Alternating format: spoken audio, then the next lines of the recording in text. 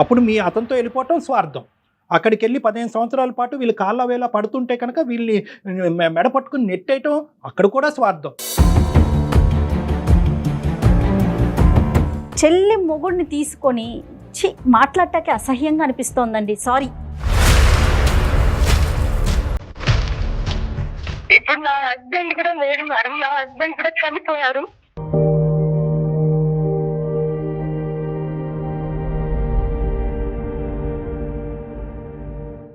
ఒక ప్రమాదంలో చనిపోయారు.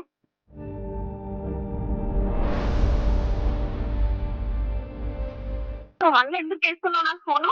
నేను నీతో ఒక్కసారి మాట్లాడాలి. ఒక్కసారి కాదు, అసలు నువ్వు నాతో మాట్లాడదు, నేను నీతో మాట్లాడాలనుకోలేదు. అసలు నా పిల్ల ఎన్నోసార్లు అడిగింది, ఆమె డాడీ ఎక్కడ అని. ఏం చెప్పుకోలేకపోయాను సార్ నేను.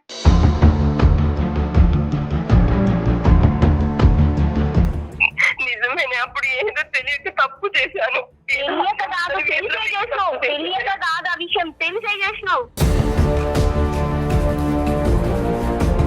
చెల్ల భర్త నీకు తెలియదా? నీకు అన్ని తెలియదా? ఏం తెలియదా? నీ చెల్లకు కూతురు ఉందని తెలియదా? ఏం తెలియదని నువ్వు చేసినావు.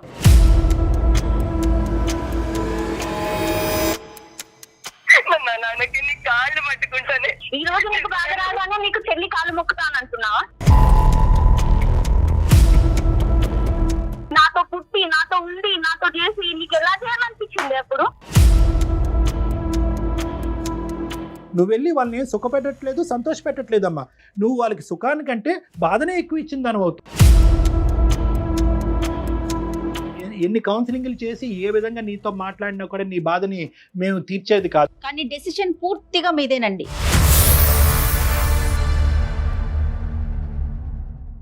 అందమైన జీవితం సమర్పిస్తున్న వారు 49 అంటే సంతోషం, 49 అంటే సంతానం. తన మాట మీద కాల్ చేయాలని కాదు, ఆ అమ్మాయి మనసులో ఉన్న బాధను కూడా ఏదన్నా మనం తొలగించే ప్రయత్నం చేస్తామేమో అనే ఒక ఆశతో కాల్ చేద్దామండి. భాగ్యలక్ష్మి గారు, మీ సిస్టర్ నెంబర్ ఉంటే ఒకసారి కాన్ఫరెన్స్ లోకి తీసుకుంటారా? Okay madam. The person you are speaking with has put your call on hold. Please stay on the line. Hello. Hello hello చెల్లె, నువ్వు నాకు ఎందుకు ఫోన్ చేసావు? నీకు చెప్పాను కదా నాకు ఫోన్ చెయ్యొద్దు అని. అలా నీకు ఫోన్ చెయ్యొద్దు అని చెప్పినాను కదా, నువ్వు మళ్ళీ ఎందుకు చేసుకున్నావు నాకు ఫోను? లేదు, నీతో ఒక్కసారి మాట్లాడాలి. ఒక్కసారి కాదు, అసలు నువ్వు నాతో మాట్లాడదు, నువ్వు నీతో మాట్లాడాలనుకోలేదు అసలు. ప్లీజ్ చెల్లి, నేను మాట్లాడలేదు. క్షమించు, నీ కాళ్ళు పట్టుకుని ఇప్పుడు క్షమించాలంటే నన్ను ఇన్ని రోజులు నేను నిన్ను క్షమించమన్నప్పుడు నువ్వు క్షమించకుండా నువ్వు ఎట్లా చేసినావో నీకు అప్పుడు అర్థం కాలేదు. ఇప్పుడు వచ్చి నన్ను క్షమించమంటే నేనెందుకు క్షమిస్తాను? నేను క్షమించను. నిజమేనే, అప్పుడు ఏదో తెలియక తప్పు చేశాను. తెలియక కాదు, తెలిసే చేసినావు. తెలియక కాదు, ఆ విషయం తెలిసే చేసినావు. చెల్ల భర్త నీకు తెలియదా? నీకు అన్ని తెలియదా? ఏం తెలియదా? నీ చెల్లకు కూతురు ఉందని తెలియదా? ఏం తెలియదని నువ్వు చేసినావు. తెలిసే చేసినావు నువ్వు. లేదు, ఏదో తప్పు చేశాను, నన్ను క్షమించు. ఈ రోజు నన్ను క్షమించంటే నేను ఎంత బాధపడ్డాను, ఎంత బాధపడ్డా, నేను ఎంత ఏడ్చుకున్నా, నేను ఎంత బాధపడ్డా నీకు అప్పుడు కనిపించలేదా? ఈ రోజు నీకు బాధ రాగానే నీకు చెల్లి కాలు మొక్కుతాను అంటున్నావా? మరి అప్పుడు నీకు బాధ అనిపించలేదా? ఇచ్చాడు, అందుకే దేవుడు నాకు శిక్ష ఇచ్చాడు. దేవుడు ఇస్తాడు. ఒక్కరిని బాధ పెట్టినప్పుడు దేవుడు శిక్ష ఇవ్వకుండా ఉండదు, తప్పకుండా శిక్షిస్తాడు. చిన్న పిల్ల తండ్రి లేని పిల్లని చేసినావు కదా నన్ను. ఆడపిల్లని నువ్వు ఒక తండ్రి లేని పిల్లని చేసినావు. నేను పిల్లని పెట్టుకొని నేను ఎట్లా బతికినా?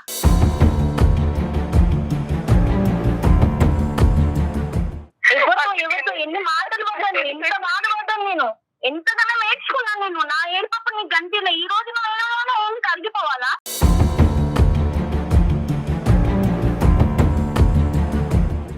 ఈ రోజు నువ్వు ఏడ్చి కాలు మొక్కుతానగా నేను కరిగిపోవాలా?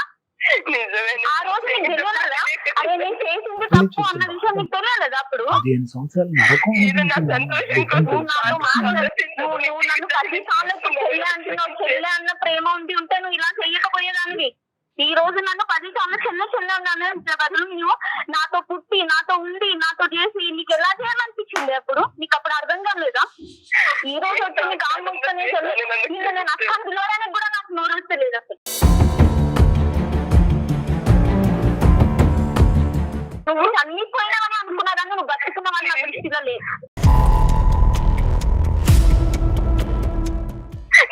వినకే నీ కాళ్ళు పట్టుకుంటానే. నన్ను అలా కాళ్ళు పట్టుకున్నా నేను వినను. నువ్వు ఏం చేసినా ఎన్ని ఒక్క నిమిషం. భాగ్యలక్ష్మి గారు, మేము సుమన్ టీవీ అందమైన జీవితం ప్రోగ్రామ్ నుంచి అండి. నాతో పాటు డాక్టర్ కళ్యాణ్ చక్రవర్తి గారు ఉన్నారు. మీ సిస్టర్ ఇప్పుడే మాతో మాట్లాడారండి. మీ అక్కగారు అనుభవించేటటువంటి బాధ బహుశా సమాజంలో చాలా మందికి ఒక పాఠం, ఒక గుణపాఠం. అంటే నేనే గర్వం, నాకు అన్నీ ఉన్నాయి అనేటటువంటిది ఆవిడ చేసినటువంటి తప్పుకి ఈరోజు ఆవిడ అనుభవిస్తుంది. ఈరోజు ఆవిడ రావటానికి కారణం కూడా బహుశా వాళ్ళిద్దరూ లేరు, భర్త లేడు, కొడుకు లేడు అనేటటువంటి ఉద్దేశంతో ఆ ఒంటరితనం నుంచి బయటపడటానికి నా అనేటటువంటి వాళ్ళు ఎక్కడ దొరుకుతారు అని వెతుక్కుంటూ ఈరోజు నాగలక్ష్మి వచ్చింది. నువ్వు తప్పు ఒక్కసారి చేయటం కాదు, తప్పు 15 సంవత్సరాల పాటు చేస్తూనే ఉన్నావు. అవతల వాళ్ళు నరకం అనిపిస్తున్నా కూడా నా స్వార్థం ఇంపార్టెంట్, నా కొడుకు, నేను తెచ్చుకున్న భర్త, ఉంచుకున్న భర్త, సారీ తప్పుగా మాట్లాడుతున్నాను, ఉంచుకున్న చెల్లెల భర్తని ఇదే జీవితం అనుకుంటూ గుడ్డిగా బతికేవు. ఇప్పుడు సడన్గా వాళ్ళు చనిపోయేటప్పటికి మళ్ళీ చెల్లి గుర్తు వచ్చింది, ఇప్పుడు చెల్లి జీవితంలోకి మళ్ళీ వెళ్ళి నిప్పులు పోయాలని పోతున్నావమ్మా అని అడిగాం. లేదు సార్, నేను ఒంటరితనం బతకలేకపోతున్నాను, తను నన్ను ఏం చేసినా పర్వాలేదు, తన కాళ్ళ దగ్గరైనా నేను ఉంటాను అనేసి అంటున్నారు. అంటే ఇప్పుడు 2 విధాలుగా చూడొచ్చు భాగ్యలక్ష్మి.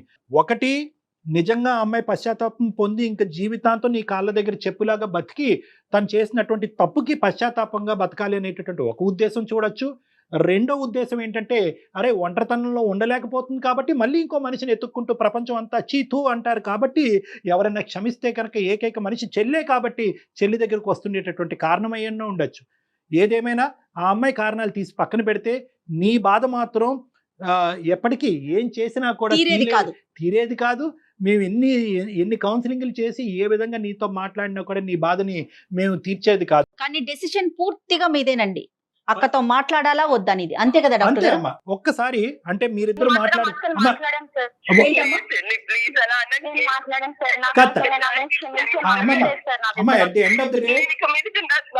మీ చెల్లెలైనటువంటి మీ భాగ్యలక్ష్మి ఏమనుకుంటుంది అనేటటువంటి దాన్ని బట్టి మనం ఇంకా ఆలోచించాలి. భాగ్య, మీరు చెప్పండి. నువ్వు క్షమించవమ్మా, ఒక్క పాయింట్ నాకు చెప్పమ్మా. ఒక్క నిమిషం భాగ్యలక్ష్మి, ఒక్క నిమిషం నాన్న. ఈ 15 సంవత్సరాల పాటు నీ బిడ్డను ఎలా పెంచుకుంటూ ఒంటి చేతి మీద ఇంకో పెళ్లి చేసుకోకుండా మీ అక్క నడిచినటువంటి దారిలో నడవకుండా గౌరవప్రదంగా నీ కూతురుని ఎలా పెంచుకున్నావు, నువ్వు పడినటువంటి బాధ మా ప్రేక్షకుల గురించి మా గురించి ఒక 2 నిమిషాల్లో చెప్పమ్మా. సార్, నేను ఎంతో నరకం అనుభవించినాను సార్. ఎంత అంటే చిన్న పిల్ల 3 ఏళ్ళ పిల్లని విడిచేసి వెళ్ళిపోయాను సార్. నేను అక్కడి నుండి నేను మళ్ళీ అమ్మ వాళ్ళు ఎంతగానో చెప్పినా గానీ ఏం చెప్పినా నేను ఎవ్వరు మాట వినకుండా బయటికి వెళ్ళకుండా అమ్మ వాళ్ళ దగ్గరే ఉండిపోయాను సార్. అమ్మ వాళ్ళతోనే ఉన్నాను సార్ నేను. ఎందుకంటే బయటికి వెళ్ళిపోతే నా పిల్ల కూడా ఇదైపోతాను, నేను ఇదైపోతాను, ఒంటరి వాళ్ళం అయిపోతాం, మేము మాకు ఎవరు చూడలేదని మా మమ్మీ వాళ్ళతో వాళ్ళే ఉండిపోయాం.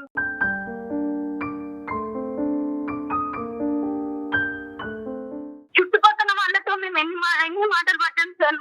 అరే దీని భర్త విడిచిపోయింది, వీళ్ళ అక్క తీసుకొని వెళ్ళిపోయింది, దీని జీవితమైంది అని. పక్కన నేను పుట్టిన ఇంట్లో ఉండి బయటకు వెళ్ళలేని పరిస్థితులలో ఉన్నాను సార్ నేను.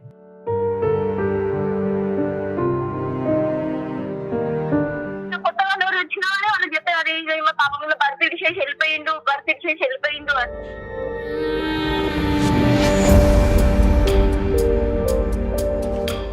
అదంతా బాగా నా పాప మీద పడింది సార్. తండ్రి లేడు పిల్లకి, ఇట్లా చేసింది అట్లా చేసింది అని అన్నీ నేను భరించుకుంటూ వచ్చాను సార్ నేను.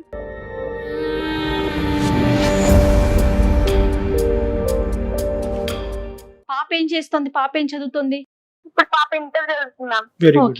అది కదమ్మా, నీకు ఎక్కడ అనిపించలేదమ్మా ఆల్రెడీ భర్త ఉన్నటువంటి ఒక అక్కే ఇంకో భర్తతో వెళ్ళిపోయింది కదా, మరి ఏ భర్త లేని నేను ఇంకో భర్తను ఎందుకు పెళ్లి చేసుకోలేదు, ఇంకో మగాడిని ఎందుకు పెళ్లి చేసుకోలేదు అనేది నీ ఒత్తిడి నీ మీద రాలేదా? ఎప్పుడు అలా ఆలోచించలేదా నువ్వు? వచ్చింది సార్, అమ్మ వాళ్ళు చేసుకోమని చెప్పారు.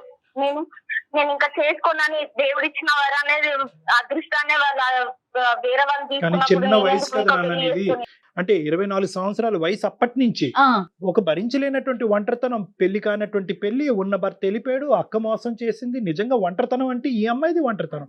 అంటే బయటకు కూడా వెళ్ళలేని పరిస్థితి కదా డాక్టర్ గారు.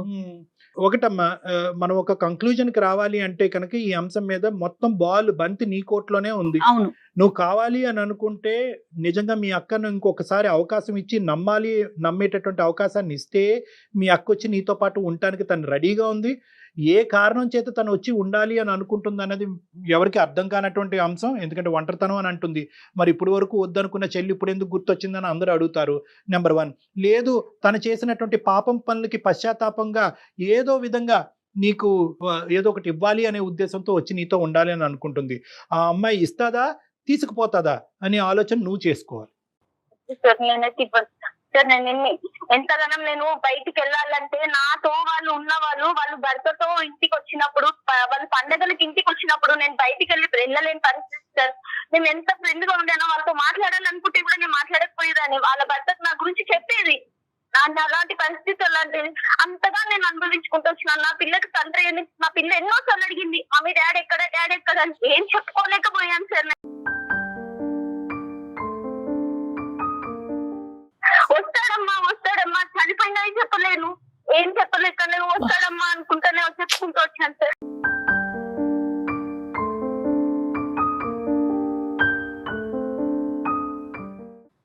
నాకు మా మద్దలు ఉంది, వదిన ఉంది, వాళ్ళతో మేము ఎన్ని బాధలు పడ్డామో మాకు తెలుసు.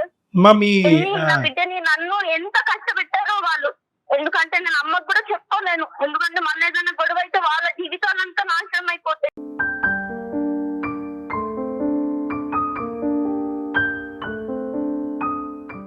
తండ్రి చనిపోయినప్పుడు పాప వెళ్ళిందా వెళ్ళలేదా చెప్పారు? అసలు మీకు వార్త వచ్చిందా అతను చనిపోయాడని? వచ్చింది సార్, మేము వెళ్ళలేదు సార్. సో పాప అయితే ఇప్పటికీ నాన్న ఉన్నాడనే అనుకుంటుంది. అవును సార్.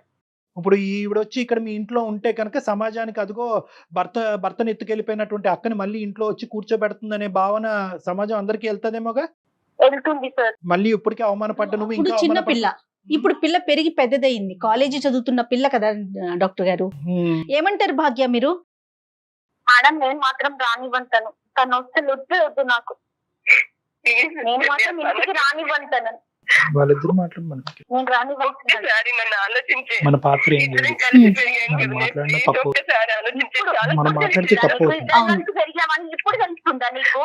నీవు నా భర్త తీసుకుపోయినప్పుడు నీకు తెలియలేదా? మరి నా చెల్ల భర్త మేమిద్దరం కలిసి వేసినాం, నా చెల్ల భర్త నేను ఎందుకు నేను చెయ్యాలి అని చెప్పి నీకు అప్పుడు తెలియలేదా? నీకు ఇప్పుడు తెలుస్తుందా ఇద్దరం కలిసి పెరిగామని?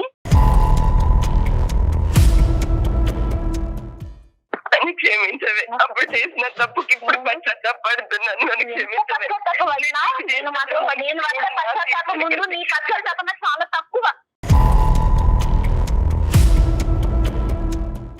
నువ్వు ఇప్పుడు పడుతున్నావు, నేను 15 ఏళ్ల నుండి పడుకుంటూ వస్తున్నాను. నువ్వు పడే పశ్చాత్తాపం ఇప్పుడు. మీ అమ్మగారు నాన్నగారి దగ్గరికి వెళ్ళి ఉండే అవకాశం ఉందా? అమ్మ నాన్న ఇంకా బతికే ఉన్నారా? ఉన్నారు సార్, కానీ వాళ్ళు రాణిస్తే కనుక వాళ్ళ దగ్గర వెళ్ళి ఉండొచ్చుగా. ఈవిడ లైఫ్ డిస్టర్బ్ చేయటం ఎందుకు? ఏనా వీళ్ళు ముగ్గురు కలిసే ముగ్గురు కలిసి ఉంటున్నారు, చెల్లిను మరి వాళ్ళిద్దరు. ఈ అమ్మాయికి ఎవరు లేరు కదండి. అది ఓకే ఓకే, అర్థమైందమ్మా, అర్థమైంది. భాగ్యలక్ష్మి మీరు ఏం చెప్తారో చెప్పండి ఒక్కసారి. ఏం లేదు మేడం, తను మాత్రం మా ఇంటికి రావద్దు. మా అమ్మ నాన్న కావాలంటే తను తీసుకెళ్లి ఉంటా అంటే ఉండనివ్వండి. మా అమ్మ నాన్న తీసుకెళ్లి ఉంటా అంటే ఉండనివ్వండి.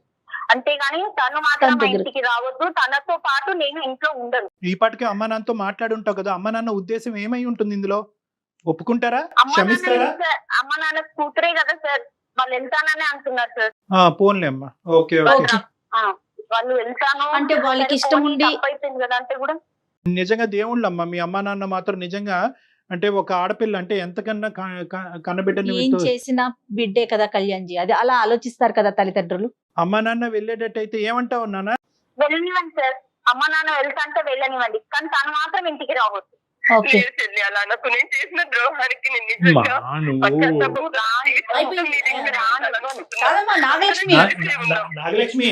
నాగలక్ష్మి నీకు అట్లీస్ట్ నిన్ను కరుణించి నిన్ను మళ్ళీ స్వీకరించేటటువంటి తల్లిదండ్రులు నీకు ఉండటం అనేది అదృష్టం. ఈ రోజు నువ్వు గొప్పగా చెప్పుకోవాల్సింది ఏంటంటే భాగ్య నా దగ్గరే ఉండాలి, నేను ఒంటరిదాన్ని అని చెప్పి తల్లిదండ్రుల గురించి పోరాడట్లే. నీ దగ్గరికి తల్లిదండ్రులను పంపిస్తున్న అమ్మాయి యొక్క మనసు ఇప్పటికైనా అర్థం చేసుకోండి. నీకన్నా చిన్నదైనా కూడా ఇప్పుడు నీ ఒంటరితనం తీర్చడం గురించి తన ఒంటరి అవటానికి రెడీగా ఉంది నీ చెల్లెలు. ఇంకా చాలు నువ్వు అనుకున్న దానికంటే ఎక్కువ వచ్చింది. ఇప్పుడు నేను వదలలేను సార్, ఇన్ని దెబ్బలు తగిలాయి, తనని ఒంటరిగా వదలలేను. అందుకే తనతో తల్లిదండ్రులతో తనతో మేమందరము సంతోషంగా ఉండాలనుకుంటున్నాము. మీరు వెళ్తే ఆ సంతోషం లేదంటున్నారండి, మీరు అర్థం చేసుకోలేకపోతున్నారు నాగలక్ష్మి. మీరు వెళ్తే ఆ సంతోషం తనకు ఉండదంటోంది. ఆ కొద్దిపాటి సంతోషం కూడా తను మిస్ అవుతోంది. మీరేమనుకుంటున్నారు? ఇప్పుడు మీద పడి నేను అది కాదమ్మా. కాళ్ళు పట్టుకుంటాను మేడం, నాకంటే చిన్నదైనా. నువ్వు కాళ్ళ మీద పడి బతిమాలుకుంటావు, ఆ అమ్మాయి నిన్ను క్షమిస్తుంది. కానీ ఇప్పుడు జరగబోయేటటువంటి నష్టాలేంటి? సమాజంలో ఇంకా పరువు పోతుంది, భర్తను పిల్ల పట్టుకె- పెద్దదవుతోంది. పిల్ల పెద్దదవుతుంది, రకరకాల ప్రశ్నలు వస్తాయి. నాన్నేడి అని చెప్పి ఆ పిల్ల అడుగుతుంది, నాన్న బతికలేడమ్మా చచ్చిపోయాడు అనేటటువంటి వార్త ఈ రోజు కాకపోతే రేపు ఈ అమ్మాయి నోట్లోంచి కానీ నీ నోట్లోంచి కానీ వస్తుంది. ఆ అమ్మాయి చూడకుండానే నా తండ్రిని పోగొట్టుకున్నాను అని చెప్పి ఆ అమ్మాయి మనసు విరిగిపోతుంది. సమాజం ఏమొచ్చి ఇప్పుడు వరకు గౌరవంగానే బతుకుతున్నావు కదా, భర్తను పట్టుకెళ్ళిపోయిన అక్కను మళ్ళీ పక్కన ఎందుకు పెట్టుకున్నావు, ఈసారి పిల్లను కూడా పట్టుకెళ్ళిపోద్దని సమాజం అంటది. సో ఇలాంటి రకరకాల ప్రశ్నలు రావటం వల్ల నువ్వు వెళ్ళి వాళ్ళని సుఖపెట్టట్లేదు, సంతోషపెట్టట్లేదమ్మా. కేవలం నువ్వు పశ్చాత్తాపం పొందుతున్నావు, నీ పశ్చాత్తాపానికి ఒక సమాధానం కావాలని అనుకుంటున్నావు కాబట్టి ఈ అమ్మాయి కాళ్ళ దగ్గర వచ్చి ఉంటున్నాను అంటున్నావు కాబట్టి. కానీ ఇక్కడ జరిగేది ఏంటంటే నువ్వు వాళ్ళకి సుఖానికంటే బాధనే ఎక్కువ ఇచ్చిందని అవుతుంది. వెళ్ళటం వల్ల ఇంకా ట్రబుల్స్ పెరిగే అవకాశం ఎక్కువ ఉంది కదా. ఒకసారి ఆలోచించుకోండి. మీరు మీరు మీరు emotional గా- ఏదనుకుంటే అది చేసేయటం కాదు కదా. అది కాదు. ఇప్పుడు ఆ అమ్మాయి సుఖంగా ఉండాలనుకుంటున్నావా మీ చెల్లెలు?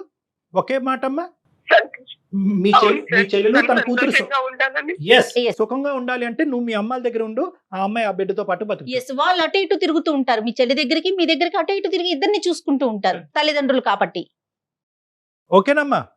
Okay okay madam. ఓకేనమ్మా, ఓకేనమ్మా. భగవంతుడు ఒక జీవితాన్ని ఇచ్చాడు, దాన్ని సక్రమంగా మలుచుకోవటం అనేది మన చేతుల్లోనే ఉంటుంది. తర్వాత మీరు ఏదైనా మాట్లాడాలనుకుంటే ఈ కాల్ అయిపోయిన తర్వాత నేను డాక్టర్ గారి నెంబర్ మీకు ఫార్వర్డ్ చేస్తాను. 1-2 సార్లు డాక్టర్ గారు మీతో మాట్లాడే ప్రయత్నం చేస్తారు. నేనైతే మాత్రం ఏ సొల్యూషన్ చెప్తానని నేనైతే అనుకోలేదమ్మా.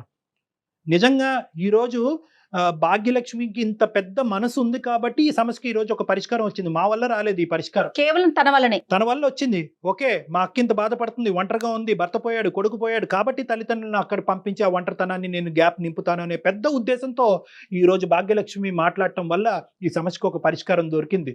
ఎప్పటికైనా కూడా నువ్వు జీవితంలో మీ చెల్లెల్ని ఒక దేవతలా పూజించాలి, ఆ దేవత దగ్గరికి వెళ్లకుండా ఉండటమే మంచిదన్నది నా అభిప్రాయం.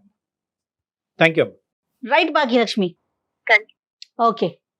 కాదండి, ఇప్పుడు కూడా మనము నిజంగా మెచ్చుకోవాల్సింది వాళ్ళ చెల్లినే కదా డాక్టర్ గారు. 100% కదా. ఆ అమ్మాయి తల్లిదండ్రులు కూడా నేను పంపించను, నువ్వు చావు అనింది అనుకోండి, అంతే, ఏమవుతుంది? చాలా గ్రేట్. అమ్మాయికి మనం చేతులెత్తి మొక్కొచ్చు, చెప్పొచ్చు కూడా. అవును, కరెక్ట్. విచిత్రమైన సంఘటనలు అండి, వింత పోకళ్ళు, విచిత్రమైన సంఘటనలు. నాగలక్ష్మి ఏమైనా మాట్లాడాలనుకుంటే మీరు ఒకసారి మాట్లాడే ప్రయత్నించండి. తప్పకుండా any time. Right, thank you Kalyan. నమస్తే. అందమైన జీవితం సమర్పిస్తున్న వారు 49. 49 అంటే సంతోషం, 49 అంటే సంతానం.